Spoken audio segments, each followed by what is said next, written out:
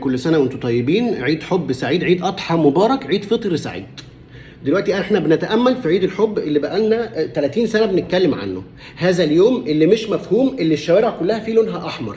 تخش اي مول عاملين تماثيل حمراء، تخش اي محل بيبيع دباديب حمراء، تقف في الاشاره الراجل بيبيع طواقي بابا نويل بتاعت الكريسماس بيبيعها لعيد الحب عشان لونها احمر وبتتباع، والورد الاحمر بيغلى فيه. يعني الورد قبل يوم عيد الحب بسعر وبعد عيد الحب بسعر. انا مش فاهم ايه الظاهره دي وجت منين، عشان احنا عندنا كره. ليه؟ لان احنا طول السنه متخانقين. ده يعني انا بالنسبه لي عيد الحب ده اليوم اللي الكابلز بيفتحوا عينهم يبصوا لبعض عايزين يضربوا بعض بالشبشب، بس بيتكلموا في نقطه ايه؟ ان احنا مش هنتخانق النهارده عيد الحب، هنخرج وبكره هنرجع ننكد على بعض تاني. فانا في هذا اليوم بشوف انواع مختلفه من الناس. اول حد البنت اللي مش مرتبطه وعندها يعني حدث تاريخي فاتها، ان عيد الحب سنه 2023 جه وانا سنجل، مش عارف، قاعده بتعقب في البيت، قاعده بتعقب كده ان هي سنجل، قاعده تعمل كده كأن انا لازم ارتبط في هذا.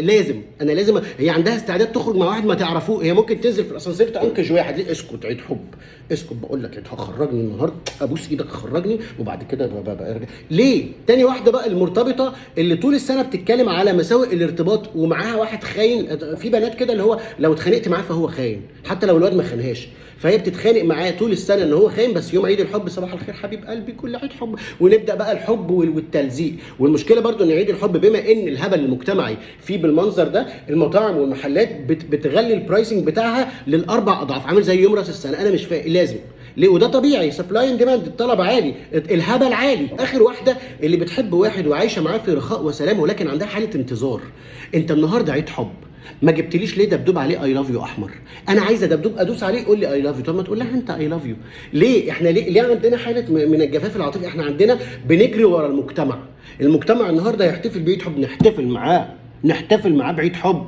طب المجتمع هيحتفل باي بعيد عمال، احنا عمال نحتفل احنا عايزين نحتفل وخلاص. بس الفرق ان عيد الحب ده بيبقى المظاهر فيه شويه بتجزع، يعني بتثير التعب النفسي.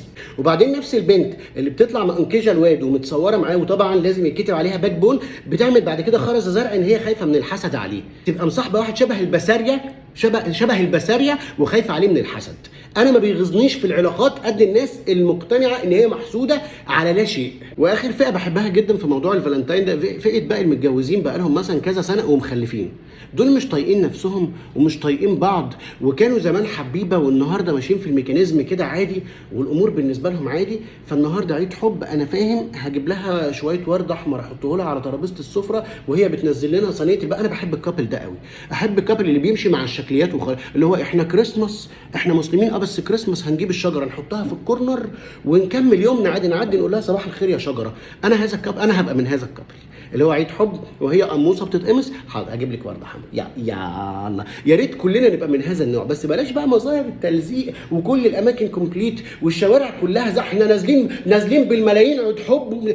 هي مش مظاهره. حبوا بعض في البيت، حبوا بعض برساله حلوه، حبوا بعض بكلمه كويسه، بطلوا تقطموا بعض، شوفوا الحلو في بعض. في 100,000 طريقه نحب فيها بعض غير الحمار اللي انا مش عارف ليه لون الحب احمر. يا ريت حد في الكومنتات يقول لي الحب لونه احمر ليه في مجتمعاتنا. انا اللي اعرفه الاحمر ده لون الدم، القلب حتى لونه احمر بس عشان بيضخ الدم. ليه اي بقى حاجه حب احمر؟ وارجوكوا انا بجد لو شفت الصوره اللي واحده عامله كده وواحد عامل لها كده وهما الاثنين بيبصوا من الصور بقى التي تثير الرعشه بالنسبه لي، هعمل لهم بلوك. انا عارف ان دي مش يعني حريه شخصيه، بس انا ما بقدرش اتقبل الاخر. انا وليد مصطفى عندي مرض تقبل الاخر. فبلاش الصور دي وبلاش تنزلي صورته باك بون عشان بكره هتنزلي تقولي ان هو مش عارف ايه وخانك وما تديش الامان لحد. خلينا ناس كده عقلانيين وواقعيين. ولو جاب لك هديه مش لازم تنزليها لنا في ستوري وانت حاطه صوابعك عليها بالمونيكير. عرفنا ان انت عملت مونيكير جديد، ما تقرفيناش بيه. انا قاطع على كل الكلام ده. هابي فالنتاينز داي، بحبكم كلكم، كل عام وانتم بخير. شكرا. بطلوا هبل.